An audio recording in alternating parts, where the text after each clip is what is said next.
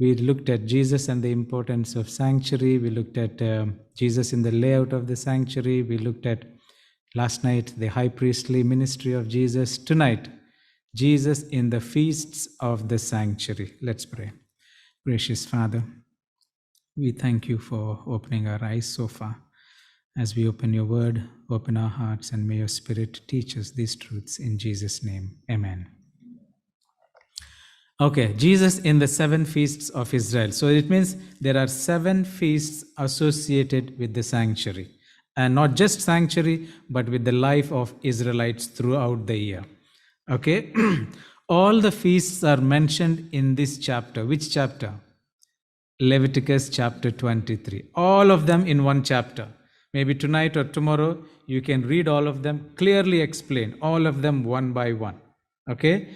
And all these feasts points to what? To the Messiah and the plan of salvation. That's the beauty of these feasts. Understanding these festivals will make the plan of salvation clear to every believer. It is actually like a mini plan of salvation described and explained in the festivals. Now, when it comes to the festivals during the time of Paul, you know what he said? Colossians 2:16 and 17. So let no one judge you in the food or in drink, or regarding a festival or a new moon or Sabbaths, which are a shadow of things to come, but the substance is Christ. So Paul was trying to tell all these feasts are pointing to Jesus. They're only a shadow. The reality is Christ. He is the substance, but these are all the shadow, giving an explanation why these feasts are related to Jesus and his term. You know, in the Bible, we have 2 Sabbaths. I want us to learn this today. When you talk to some people who are Sunday keepers, well, they say the Sabbath is abolished and it is nailed to the cross or whatever, and many other things. Bible talks of 2 types of Sabbaths, or 2 kinds or 2 types of Sabbaths. Number 1 is in the same chapter. Actually, this chapter begins with the first kind of a Sabbath. Leviticus 23:3 says, 6 days shall work be done, but the 7th day is the Sabbath of solemn rest, a holy convocation. You shall do no work on it. It is the Sabbath of the Lord in all your generations. Many people, when they speak of Sabbath, where does it say in the Bible that Sabbath is a time where you have to go and worship God? This is the text. Where does it say? It says, what is it? It's not only a day of solemn rest, but a holy convocation. That means you gather together for a holy purpose. That's what is Sabbath about. This is the only text in the Bible that gives you direct answer that on a Sabbath, worship is conducted. The children of Israelites did it. And it says, 6 days you work. So this is talking about weekly Sabbath. But if you read the 7 feasts, you will come across another Sabbath. For example, let's take this one, verse 24. Speak to the children of Israel, saying, in the 7th month, on the first day of the month, you shall have a Sabbath rest. A memorial of blowing of trumpets, a holy convocation. This is the 6th feast, or it's called the 5th feast, the blowing of trumpets. He says, every feast day is a Sabbath day. For 2 reasons. One is, you have to rest on that day, and it is holy. So in other words, in the Bible, there are 2 types of Sabbaths. One is a weekly Sabbath, that is perpetual, continual from the creation. The other is festival Sabbaths. A festival Sabbath can fall on any day. For example, look at the trumpets festival. Which day it says? On the first day of which day? The 7th month on the first day. It is not a Saturday. It can be any day. But that day is considered what? A Sabbath rest. And it is a holy convocation. So there are 2 types of Sabbaths. One is a weekly Sabbath. Then there are the other Sabbaths, that is the day of the festival is also called a Sabbath. The difference you see is sometimes in Bible translations put the difference by putting a capital S for weekly Sabbath and a small s for the festival Sabbaths. Yeah, so if somebody says, when Paul says for example, look at this previous text. Let no one judge you in food or in drink in regarding a festival or a new moon or Sabbaths. Which Sabbath you think is he functioning here? He's talking about the festival Sabbaths. Look at the language. He's actually used the word that is No one judge you according to food or drink, regarding a festival or a new moon or Sabbaths. This is not, he is not, because many people from outside, they quote this text in saying, well, look, Paul says you don't judge people by the Sabbath. But they should know that this is talking about a festival Sabbath, not a weekly Sabbath, because Paul himself was a Sabbath keeper himself. So I just want you to know that one. Okay. What is the meaning of the word feast in the Bible? Two important words appear in Leviticus 23. The first word is actually found in verse 2, moed, which means it's an appointment, a fixed time or a season, a cycle or a year, an assembly, an appointed time, a set time, or an exact time. That's the kind of meaning you get when you say a feast in the Bible. Now, by understanding the Hebrew meaning of the English word feast, we can see that God is telling us that He is ordaining a set time, an exact time, or an appointed time. When it comes to the feast, you don't decide when you want to celebrate. God decided exact set time. And in everything that happened in the plan of salvation, do you know? Everything happened in the exact time. Galatians 4:4 say was? That's a famous verse. What does it say? When the fullness of the time has come, God sent forth His Son, born of a woman. At that time, He did not do anything. Just because I'm crying doesn't mean He'll come early. No, He's got His time. We may not know it, but He got His time. And the judgment also according to the time. So that is one word. The second word is used is kagag or kag, they say. It also means to move in a circle, to march in a sacred procession, to celebrate, to dance, to hold a solemn feast or a holiday. That's what basically what it means in the feast. To move in a circle means it keeps repeating, it keeps coming and again. So because all these 7 feasts are yearly, it's not once in 10 years or once in 5 years. Every year, every feast would come. Now, before we actually understand the feast, I want to tell a little bit about the biblical calendars. Now, there are 2 primary calendars in the Bible. The first one is civil calendar. From the time of creation until Exodus chapter 12, everything that is spoken about is the civil calendar that the world at that time knew. Okay? It is that calendar. But from Exodus chapter 12, God introduces another calendar to the children of Israelites. That is called a religious calendar.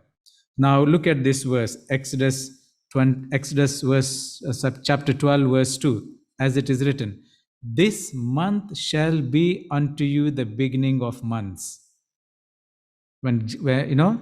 It shall be the first month of the year to you. The month that God was referring was to the month of Aviv. It is actually, they were actually in the 7th month at that time. But God is saying, this month will be your first. Your year begins from this. So God is introducing a religious calendar in Exodus chapter 12. What is Exodus chapter 12? It is the beginning of the Passover, when God was bringing them out of the land of Egypt. They begin their journey with Christ, and He introduces what? A new calendar for them, by which they must be identified from the rest of the world at that time. So, this has a spiritual meaning. The day they began to walk with the Lord, they started a spiritual calendar. How does that mean to us today? We have 2 birthdays, isn't it? The natural birthday and the spiritual birthday. So the day I choose to walk with the Lord is my new beginning. What does the Bible say? If anybody is in Christ, he is a new creation. I began my journey with Christ as a new creation. I was created in my mother's womb. That's number 1, civil birth, what you can call it. But my spiritual birth is when I gave my heart to the Lord through baptism. My journey, my year, everything began.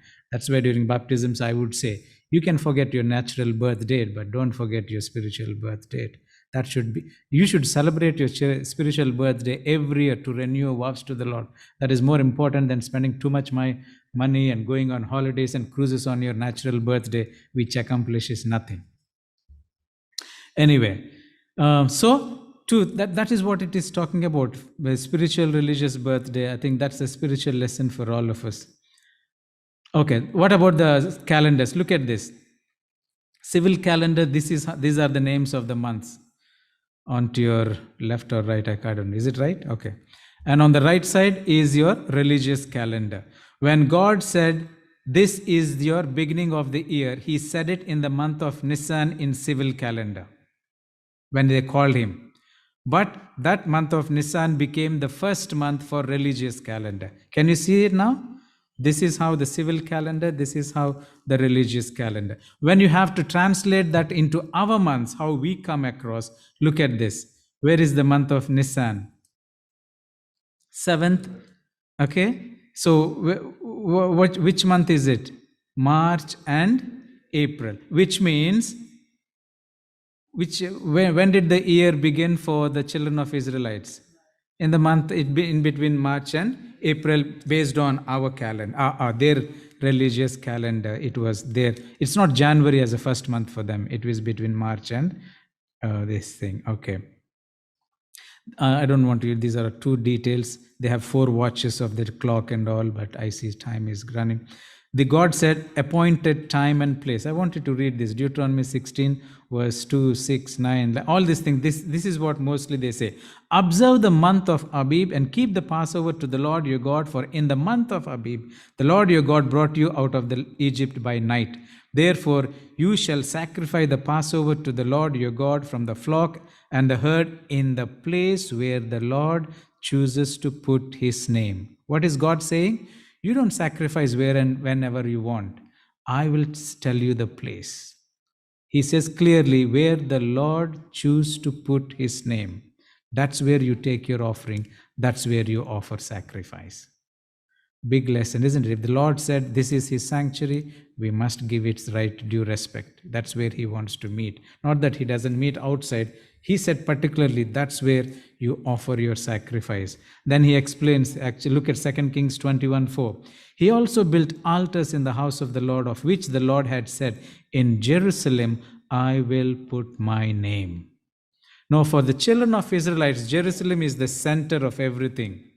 No matter how far they lived, they always looked towards Jerusalem because they believed that's what where God dwells.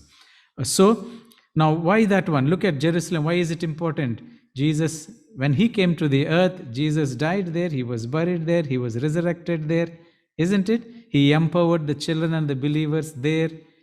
And when he comes on again the Mount of Olives. You could see how Jerusalem becomes the center of the plan of salvation, not just when he was on this earth, but even when he comes, Jerusalem becomes the center. Okay, the feasts. There are 7 feasts, I said. There are 4 spring feasts. There are 4 feasts that come in spring season. There are 3 that come in the fall, around winter or fall. Okay, they all have a representation in Christ Jesus. Certain feasts are celebrated more than one day. For example, Passover is just one day. Unleavened bread is for 7 days. First fruits is one day. Pentecost is also one day. They have a spiritual meaning. I will get to. Let's quickly look at each feast. The first one, as I said, Leviticus 23. You need to read that in your own time. But the feast of Passover was established in Exodus 12. So I'm going to read from what actually God established in Exodus 12. Let's read. Now the Lord spoke to Moses and Aaron in the land of Egypt, saying, this month shall be your beginning of months. It shall be the first month of the year to you. Speak to all the congregation of Israel, saying, on the 10th of this month. I want you to know these dates. When? On the 10th of this month, every man shall take for himself a lamb, according to the house of his father, a lamb for a household. And if the household is too small for the lamb, let him and his neighbors next to his house take it according to the number of the persons. According to man's need, you shall make your count for the lamb. Your lamb shall be without blemish, a male of the first year. You may take it from the sheep or from the goats. Now you shall keep it until which day? When do you take it? 10th day. How long you should keep it? Until the 14th day. So how many days? 4 days. Keep that because I'm going to make a point. On the 14th day of the same month, then the whole assembly of the congregation of Israel should do what? Kill it. At what time? Twilight. Now, these three important words I want you to remember. You have to choose your lamp on the 10th day. You have to keep it with you, examine it for 4 days until the 14th day. And on the 14th day, specific time is mentioned when you have to kill it. What time? Twilight. Now, I think in English, twilight gives a lot of meanings. But if you go into the Hebrew language and look at it, it actually means, when the word twilight in Hebrew is between two evenings. Now, what does that between two evenings means? There's only one evening in a day. Why do you call it between two evenings? Let me take some Hebrew scholars and some Hebrew thing and explain this. Dr. Hurd says that the Hebrew text regarding the Passover sacrifices in Exodus 12:6 means literally between the two evenings. The text of the related also has the idiom between the two evenings. What does it mean? According to the Jewish sages, the first evening or setting of the sun was at noon. And so when the sun starts to descend from high noon, and the second evening or setting was at sunset or at dusk, when the new day begins. So midday, 12 o'clock is the high peak point of the sun. And from 12, the sun starts coming down. So for them, the evening is beginning at midday. The first part of that is called first evening. Then the second part, from 12 to 6 is 6 hours. So the first three parts is first evening. Then the second is called the second evening. Why do they call it evening? Because from that point, the sun is on descending or down. So that's how they viewed this thing. So twilight begins is between midday and to the sunset. Any time in this day is twilight. That's why that literal word is between two evenings. So when you actually say between two evenings, which will be the middle part of two evenings? 3 o'clock, isn't it?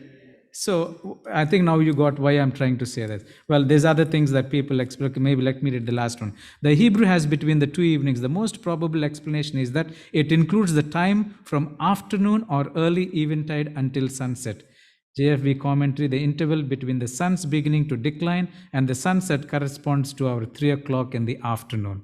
This is not Adventist. These are scholars of the Bible which studied the Hebrew language and came to know between two evenings is the middle of the 6 hours, which is 3 o'clock. No, this is simple explanation. This is another one I don't have to. And look at what else it says. Do not eat it raw, nor boil it at all with water, but roast it in fire, its head with its legs and its entrails. You shall let none of it remain until morning, and what remains of it until morning you shall burn it with fire. And thus you shall eat it with a belt on your waist, your sandals on your feet, and your staff in your hand. So shall it eat it in haste. It's the Lord's Supper. Sorry, Passover. So what does that mean? How do you eat it? Haste. You roast it, don't boil it. Yeah, roast it. And look at the hasteness. You have to have your belt girded and you have to sandals ready to walk and your staff in your hand. How can you hold your hand and eat? I don't know. Simply trying to say, anytime the salvation comes to you, be ready. Because that night was the day of salvation, isn't it? They eat the meat, the angel comes and they have to hurry. They can't say, oh, I ate too much. Can I start tomorrow, please? No. Thank God there was no English language at that. Otherwise, please would mess up everything. Okay, now look at this. Some other guidelines. Numbers 9:2. They shall leave none of it until morning. We read it in 12 also, Exodus 12. Nor break one of its bones according to the ordinance of the Passover, they shall keep it. God clearly said, when you sacrifice this lamb as a Passover, one instruction is what? You are not supposed to break any of its bone.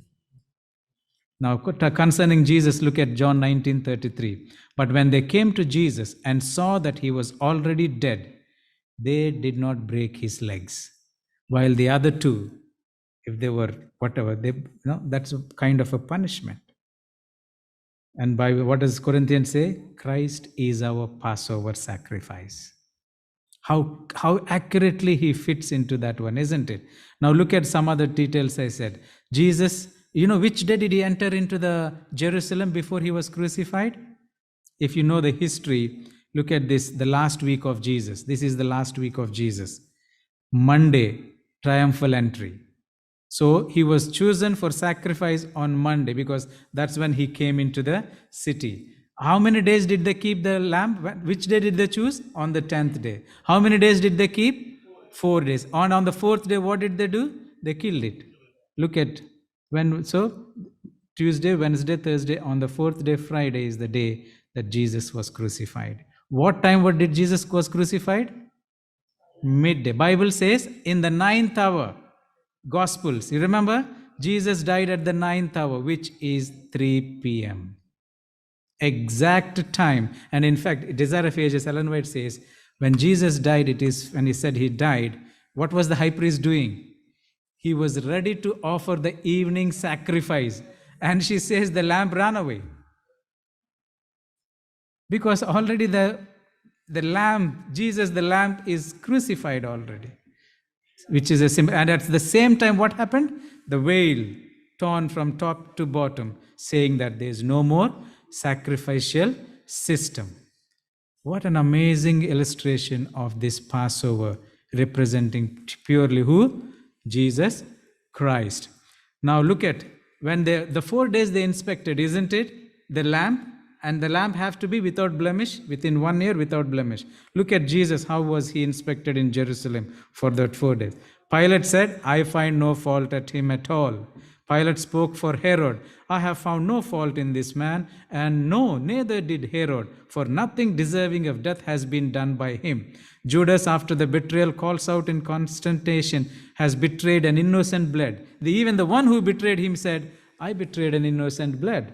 The repentant thief on the cross says, we are being punished justly for our deeds, but this man, Jesus, has done nothing wrong. The heathen Roman soldier even declared, surely this is the Son of God. Not one found fault with him before he died.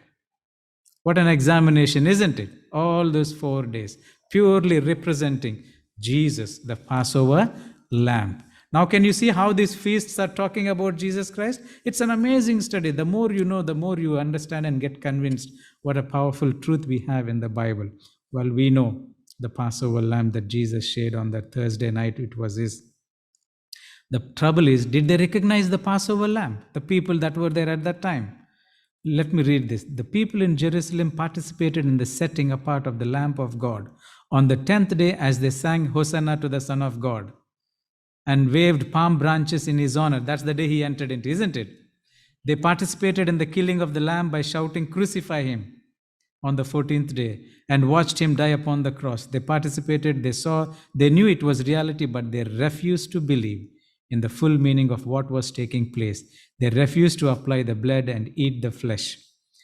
Even so, in 31 AD, though the real Passover lamb was sacrificed in Israel, even though they saw it, even though they participated in the event, they, unlike when they were in Egypt as a nation, did not escape the destruction which came later, a destruction which typifies the final destruction of the world. Why? Because they refused to see the fulfillment of the Passover. They refused to apply the blood, and they refused to move into the full meaning which the sanctuary and the feasts have typified. You know why I'm reading this? We are in the same danger. They went through all the emotions of Passover, not realizing Jesus was their Passover lamb. They crucified him. We may go through all the emotions of church and rituals and everything and still do not recognize the Savior of our lives. It happened during his first coming. It would happen during his second coming. Many, by what Jesus himself said in Matthew 7:21, not all those who say, Lord, Lord, will enter into the heaven, but only those who do the will of my Father. We need to be careful. Don't do tick box Christianity. I pay my tithe, I keep my Sabbath, I'm okay. They were better than us in keeping Sabbath and paying tithe. Yet they did not recognize him. That should not happen to you and me in these last days. So that's the first feast. Did you see Christ in the feast of Passover? Yes. Let's look at the second feast. Leviticus 23, 6-8. It is called the Feast of Unleavened Bread. The first is called the Feast of Passover. Yeah, get ready for tomorrow questions. Okay. Leviticus 23, 6 and 8. And on the 15th day, look at this, of the same month. Which month? The same month of the Passover. Which day is the Passover? On the 14th day. Which day is the Feast of Unleavened Bread? On the 15th day, which means the next day. Keep that thought. And on the 15th day of the same month in the feast is the feast of unleavened bread to the Lord. 7 days you must eat what bread? Unleavened bread. On the first day you shall have a holy convocation. You shall do no customary work on it, but you shall offer an offering made by fire to the Lord. For how long? 7 days. The 7th day shall be a holy convocation. You shall do no customary work on it day. What is this festival about? You have to make unleavened bread on the 15th day after the Passover and eat it for how long? 7 days. 7 days. 7 days shall ye eat unleavened bread, even the first day ye shall eat, put away leaven out of your house. For whosoever eateth leavened bread from that first day until the 7th day, that soul shall be cut off from Israel. In other words, from the day 15th of that month until next 7 days, there must be no leaven found in your house. If anybody has it, eats it, will be cut off from the congregation. Unleavened bread shall be eaten throughout the 7 days, and there shall be no leavened bread be seen within thee, neither shall there be leaven seen with thee in all thy borders. Okay, you know what happens? Let me explain how the Jews do this. When right after Passover, the next day is Feast of Unleavened Bread. They have to examine the home. Actually, the preparation starts even before Passover. What they do, every utensil they have, if they're rich enough, they actually throw the old ones and buy new ones because they don't want to see any unleavened there. Otherwise, they thoroughly clean them. They remove all the paint. They do the washing, or what you call painting, whitewash or whatever. They clean everything. To a certain extent, you know what they do? The father of the house, he would take 7 pieces of leavened bread, wrap them up in some kind of a wrapper. You know what he has to do? He has to throw them in the house. He would send the whole family out and he would throw them. Sorry, it's the wife actually who does it. I think next slide will explain. Is this the slide? Yeah, this. In cleansing the house, the wife is instructed to purposely leave 10 small pieces of leavened bread in the house. Then the father takes the children, along with a candle, a wooden spoon, a feather, and a piece of linen cloth, and searches through the house for the 10 pieces of leaven. By nightfall on the day before Passover, a final and comprehensive search is performed. You know, why do they do this? They want to make sure the whole house is clean and leaven. So what does the wife do? She throws everywhere. If a wife hides something, I don't know how man can find. I can't. So, but if I try to hide, wife is easy. She knows how to. When I hide something, Rosie will tell kids, Daddy kept it there, go bring it. So, okay. So this is, wife throws these 10 pieces. How is this pieces? Leavened bread. Remember this. Wrapped up in what? Linen cloth. Leavened bread. Wrapped up in linen cloth. Threw somewhere in the house, one in attic, one in the kitchen, one, I don't know, wherever, what kind of houses they had. It is the duty of the father to go look for and bring all 10 pieces. While he is looking for these 10 pieces, he is also searching if there is any leaven left in the house. If he could find all those 10 pieces and bring it, it is a clear indication that the whole house has been thoroughly searched and there is no leaven left. That means now they are clean to participate in the Passover and in the feast of unleavened bread. What a system, isn't it? By the time the man finds 10 pieces, I don't know, he would be exhausted at what happens. If he doesn't find, you have to find it. I don't know, maybe a wife will help him at the last minute or what, I don't know. But it is a symbol. How do they do it? They light a candle. Those days they don't have electricity. And what do? They go from nook and corner of the house. When he finds it, he should not touch it. How does he take it?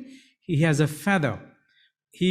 And then what is there? Wooden spoon. So he brushes that with the feather into the wooden spoon and then collects it. There's a meaning for that. Look at this. At that time, the hour is completely dark except for the candles. Once the father finds the leavened bread, he sets the candle down by the leaven and lays the whole wooden spoons beside the leaven. Then he uses the feather to sweep the leaven into the spoon without touching the leaven. He takes the feather spoon and leaven, wraps them up in a linen cloth, and casts them out of the door of the house. The next morning, that is the 14th of Nisan, he goes into the synagogue and puts the linen cloth and its contents into a fire to be burned. What happened on the 14th day of the month of Nisan? Jesus died on the cross. Now, messianic fulfillment. This is how the scholars interpret this. The spoon represents the tree that Jesus died upon. The leaven, that is sin, we know it, isn't it? Was swept on the spoon, the tree, as a part of the ceremony. Likewise, our sins were swept or cast upon who? Jesus. When Jesus died upon the tree, the leaven, Jesus upon the tree, was then wrapped in linen. How did they wrap him? Again in linen. And Jesus was cast out of his house, isn't it? He was crucified outside his body and went to the grave, which is a place of burning. Thus, he fulfilled the part of the ceremony where the father takes linen cloth and its contents and casts it into the fire to be burned. He became my sin bearer and he died on my behalf. That is how the feast of unleavened bread, also talking about their own cleansing, it speaks about. Now, when it comes to leaven, we know it has so many meanings. I don't want to waste time. The biggest is the word sin. Leaven is nothing but sin. It talks about the Pharisees' hypocrisy. Their hypocrisy is considered as leaven. When it comes to Sadducees, what did he say? They believed in false doctrines and showed unwillingness. All these things. Okay, let me quickly go. So basically, leaven means sin. We have to get rid of this completely. The third feast, what is it called? The feast of first fruits. Let's read it. Leviticus 23, 9-14. And the Lord spoke to Moses, saying, Speak to the children of Israel and say to them, When you come into the land which I give to you and reap its harvest, then you shall bring a sheaf of the first fruits of your harvest to the priest. He shall wave the sheaf before the Lord to be accepted on your behalf. Which day? On the day after the Sabbath. Remember that. The priest shall wave it. And you shall offer on that day, when you wave the sheaf, a male lamb of the first year without blemish as a burnt offering to the Lord. Its grain offering shall be 2/10 of an ephah of fine flour mixed with oil, an offering made of fire to the Lord for a sweet aroma, and its drink offering shall be of wine, 1/4 of a hin. You shall eat neither bread nor parched grain nor fresh grain until the same day that you have brought an offering to your God. It shall be a statute forever throughout your generations in all your dwellings. Now, look at this. The observance was carried out in this manner. When the standing ripe harvest of barley and wheat was ready to be reaped, the celebrant would take one sheaf from the standing harvest and bring it to the priest. The lone sheaf was called. How many they bring? The feast of harvest? Just one sheaf. The one lone sheaf was called the sheaf of the first fruit. The priest was then to take this one sheaf and wave it before the Lord in his house. This was to be done when? The day after the Sabbath. Isn't that what we said what did Leviticus say? Prescribed offering were to be presented along with the sheaf. This feast of the first fruits, just one sheaf, represents Jesus Christ. How?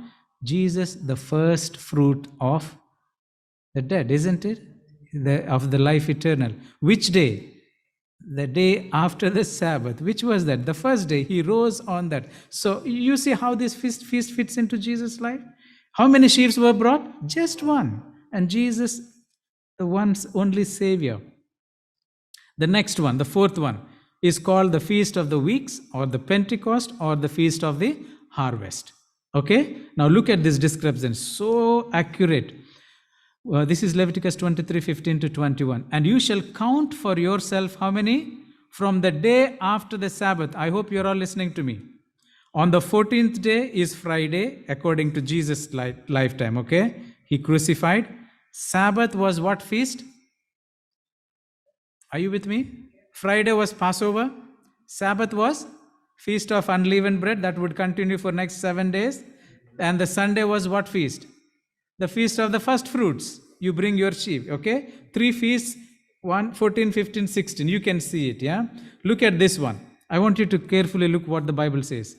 And you shall count for yourself from the day after the Sabbath. That is from Sunday, isn't it? From the day that you brought what? The sheaf of the wave offering. That is Sunday. 7 Sabbaths shall be completed. That means this feast must be celebrated 7 Sabbaths from the day that you have your day of first fruits. That is Sunday. The next 7 Sabbaths you count it. He says, count 50 days to the day after the 7th Sabbath. Then you shall offer a new grain offering to the Lord. You shall bring from your dwelling 2 wave loaves of 2/10 of an ephah. They shall be of fine flour. They shall be baked with leaven. They are the first fruits to the Lord. They are the first fruits to the Lord. And you shall offer them with the bread 7 lambs of the first year without blemish, 1 young bull and 2 rams. They shall be as a burnt offering to the Lord with their grain offering and the drink offering and the offering made of fire for a sweet aroma to the Lord. Then you shall sacrifice 1 kid goat as a sin offering and 2 male lambs of the first year as a sacrifice of a peace offering. That's why when people read this in Leviticus, then this, what is this? They close it. But if you go deep study, it's an amazing thing. The priest shall wave them with the bread of the first fruits and the wave offering before the Lord with the holy lamb. They shall be holy to the Lord for the priest. And you shall proclaim on the same day that it is what? A holy convocation to you. You shall do no customary work on it. It shall be a statute forever in all your dwellings throughout your generations. Now, what is it talking about? When is this feast of Pentecost or feast of harvest celebrated? 7 Sabbaths from the day of the first fruits. And it also gives the number 50 days. Okay, now keep that in mind. Look at this. The children of Israel came to the banks of the Red Sea on the 7th day of the Aviv or Nisan, which is 3 days after the day of Passover. In other words, when they left Egypt, by the time they came to the banks of Red Sea, 3 days journey. Okay, 3 days. Then what happens? The Passover lamb was slain on the 14th day of Nisan, and the people left Egypt before midnight in the evening of the 15th, after the death angel struck the firstborn of Egypt, also called the feast of the freedom from bondage. Okay, keep from the crossing of the Red Sea, which is that on the 3rd day, isn't it? To the day Moses met God on Mount Sinai were 47 days. For 47 days, the children of Israel traveled throughout the wilderness before they came to Mount Sinai on the 3rd day of the 3rd month. So 47 plus 3, it took them 50 days to reach to the foot of Mount Sinai. Therefore, from the Exodus story, we can see that the lamb was slain on the 14th day of Nisan. That's when they left. At the day of Passover, on the 15th day of Nisan, the day of unleavened bread, the people left Egypt. On the 17th of Nisan, the children of Israel crossed the Red Sea, and 50 days later, on the Feast of Weeks of Pentecost, God gave them the Torah. What happened at the 50 days of their journey? They stood at the feet of the Mount of Sinai, and God spoke to them and gave them the law and established them as His nation. Why are we saying this? Look at Jesus. How does this apply to Jesus? Jesus died on Passover, or on the 14th. He was on the sepulchre on the day of unleavened bread. And on the 15th, He was resurrected. Isn't it? On the day of the first fruits. And the Holy Spirit empowered the believers after 50 days following Jesus' resurrection on the day of Pentecost. We will, this one. The Feast of Weeks is also known as the Pentecost, beginning of the Feast of First Fruits. So we begin the count 50 days. This is called the counting of the Omer. On the 50th day following the Feast of the First Fruit is the Feast of Weeks, according to Leviticus. Now look at this. Pentecost means what? The literal meaning, 50. Pentecost means 50th. That's what it means. These 4 spring feasts are joined together as an unrelated unit. The Feast of Weeks is considered the conclusion to Passover. The season of Passover is not considered totally over until Pentecost is completed. Now, in the life of Jesus, look at this. Jesus rose on the Feast of First Fruits.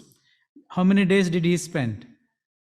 For the next 40 days, He spent. That's what the Bible says, isn't it?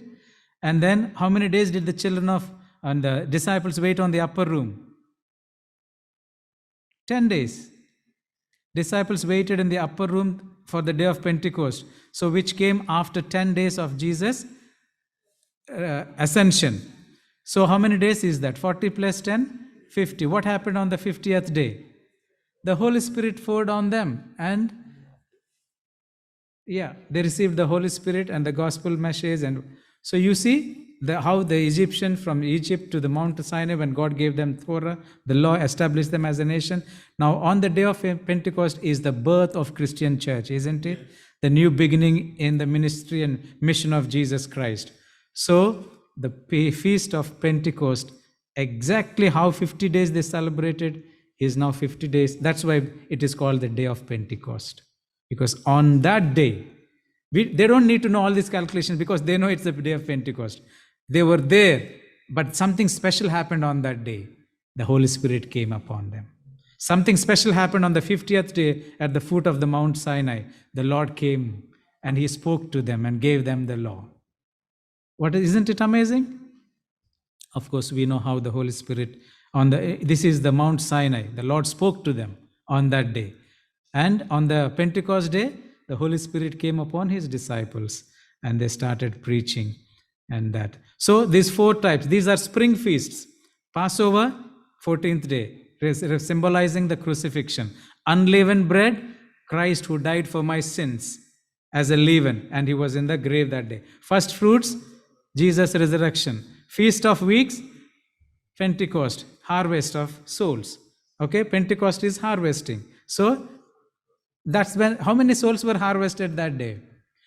3,000, isn't it? So you see a big bumper crop. So Feast of Weeks, Feast of Harvest means what? You harvest your crops. See how accurately it fits into the first harvest, isn't it? The first fruit, there is a feast called first fruit on the 15th, just one sheaf as a symbol of your gratitude to God. But you wait 50 days to do the complete harvest, because that's when the crop is ripe and you cut it. And that day you celebrate as a feast. God told them to do it. And that's how the church and the harvest took place. So the spring feasts of Israel, I think this explanation, Jesus' death, burial, resurrection, and the Holy Spirit. Let's quickly look at the fall feast, 3 more feasts, and then we'll close. These are our spring feasts, okay? We will have an question tomorrow. Spring feasts 4, fall feasts 3.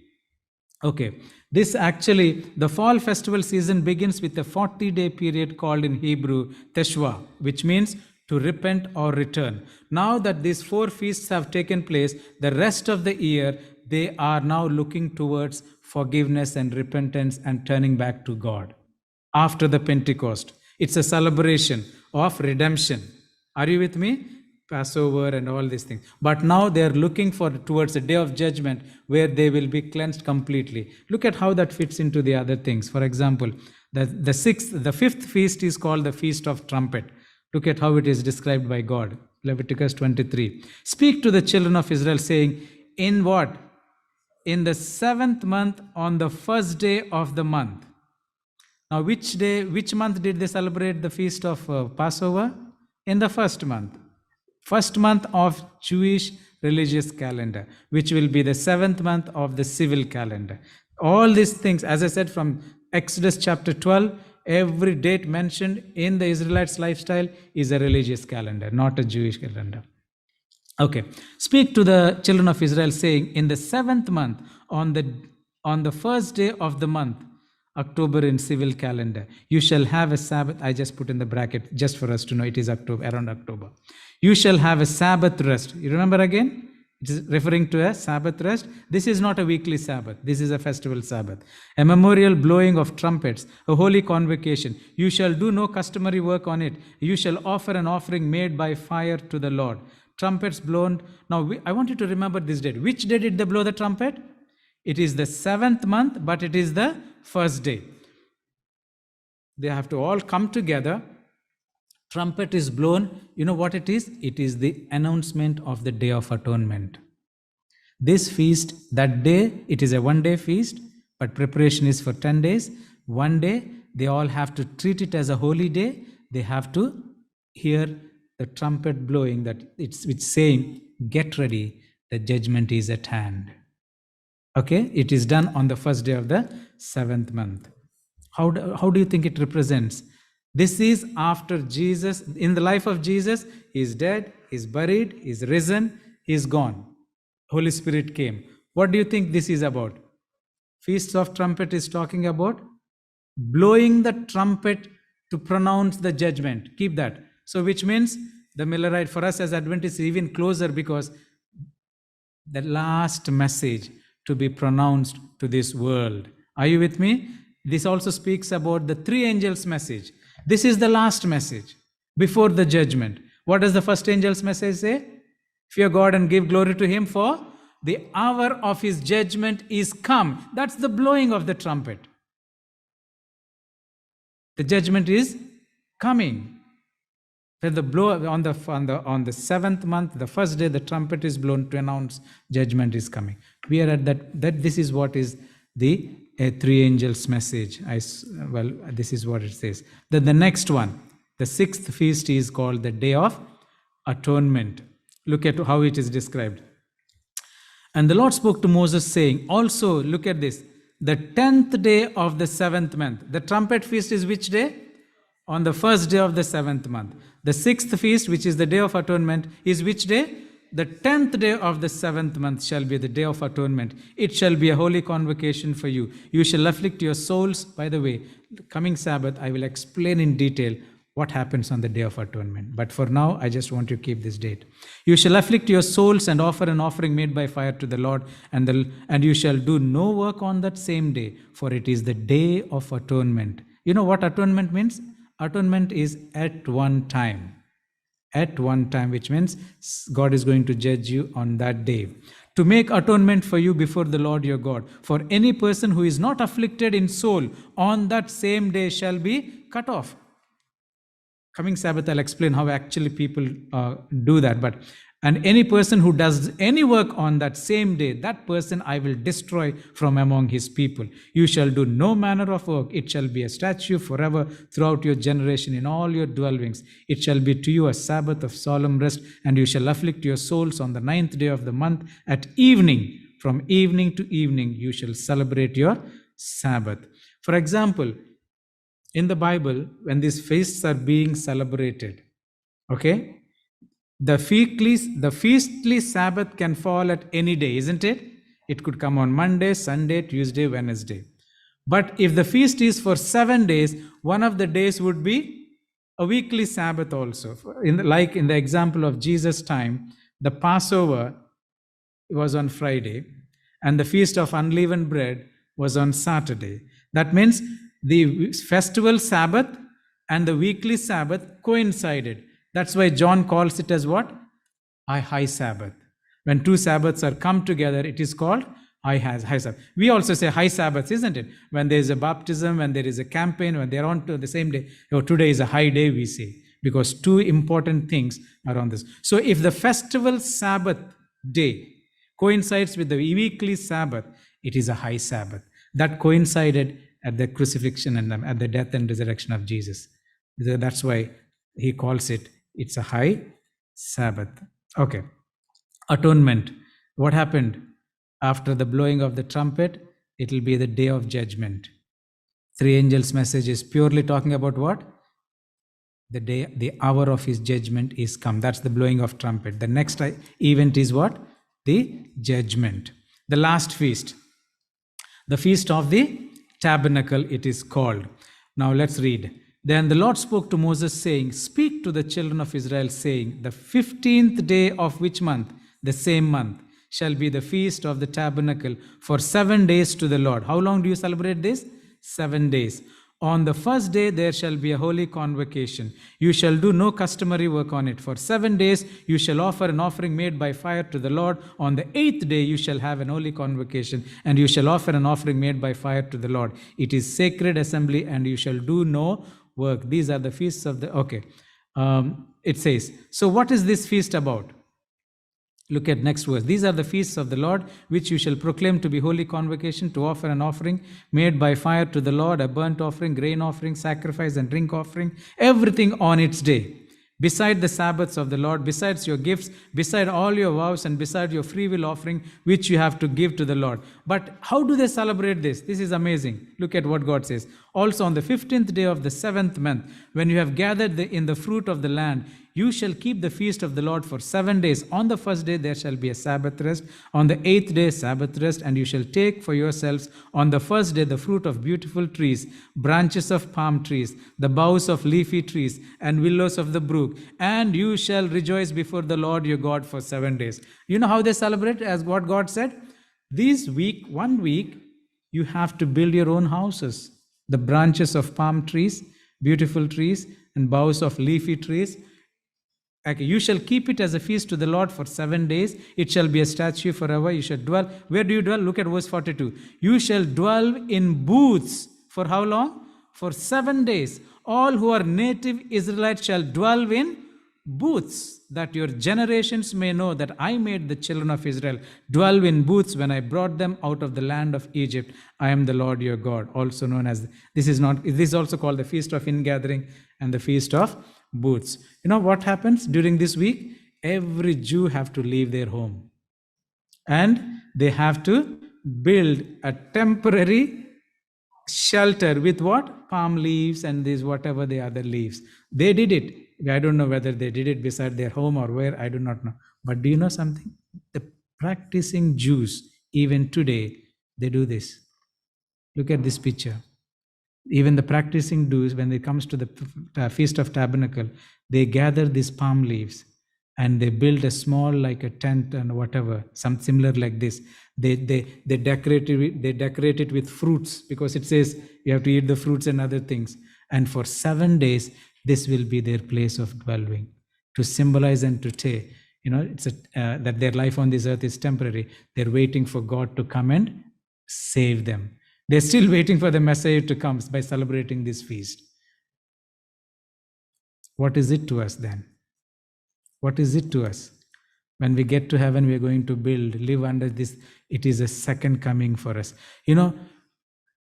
Just this morning I was thinking, I know Jewish calendar, let me see which day actually they celebrate this year, I thought.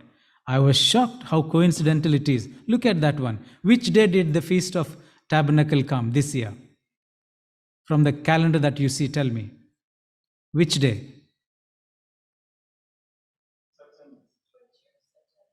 Huh? Feast of Tabernacles. It's the third from the down. 7 days. From 20 to? Which day is today? So today is their day of festival. The last day of their festival. This is a Jewish calendar I just picked up from internet today, just to see this year how things have come to them. So they're celebrating the day of the Feast of Tabernacle, celebrating the deliverance. This is the day of deliverance for them. Why? The judgment is over. So for the next 10 days, it's a time to celebrate for them. Are you with me? So what is after judgment in the last days? The second coming of Jesus to take us home. That's our eternal celebration, isn't it? So this is what the festivals is all about. Spring holidays or spring festivals. Passover, Jesus' death. Then the next is what? Unleavened bread, his burial. First fruits, his resurrection. Pentecost, the Holy Spirit. Then the fall festivals. Trumpets is what?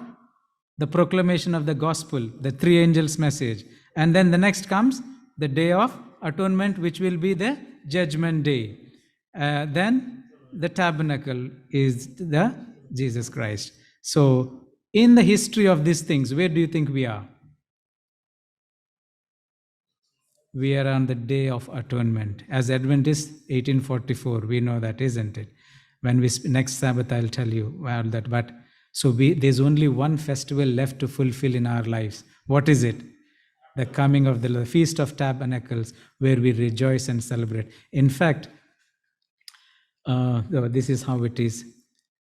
Let me read it. Ellen White calls this as this thing, in Testimonies, volume 6, page 40. She says, our camp meeting is something like considered as one of the festivals, the festival of the tabernacle. She says, if the children of Israel needed the benefits of these holy convocations in their time, how much more do we need them in these last days of peril and conflict? In other words, too badly we only have one per year.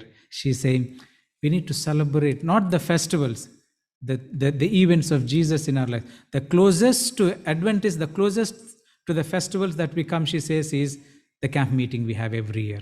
That's all we have, just to come and celebrate. She's not saying that's a festival, but something similar to that one. But what is it for us? Importance of the festival for us? Anciently, the Lord instructed his people to assemble 3 times a year for his worship. There are 3 of those 7 feasts, which 7 days they have to celebrate. You know where? God told them the place and the time also. Which one? Which place? Where do they have to celebrate these festivals? Jerusalem. They have to go to Jerusalem 3 times in a year for a week or 8 days each time. It's almost all the festivals they celebrate in Jerusalem would cost them 1 month of leave. They have to leave everything they do, go there and celebrate together in the place where God said that's where they go. To these holy convocations, the children of Israel came bringing to the house of God their tithes, their sin offering, their offering of gratitude. They met to recount God's mercies, to make known his wonderful works, and to offer praise and thanksgiving to his name. And they were to unite in the sacrificial service which pointed to Christ as the Lamb of God, which taketh away the sin of the world. That's how they remembered and kept repeating these festivals year after year. Tomorrow night, we will look at Jesus in the courtyard. I will explain the altar of burnt offering, what type of offerings go there, what happens to the skin, what happens to the waist, what happens the lamb, everything we will study and other things. But I want you to know from feasts, it reveals Jesus' life and his mission, everything. Isn't it wonderful? The feasts talk about Jesus Christ. God bless you.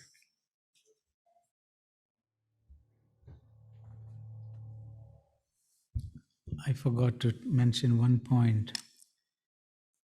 All these 7 feasts, they all must participate. If anybody refuses to participate, what did we read? They are cut off from the congregation.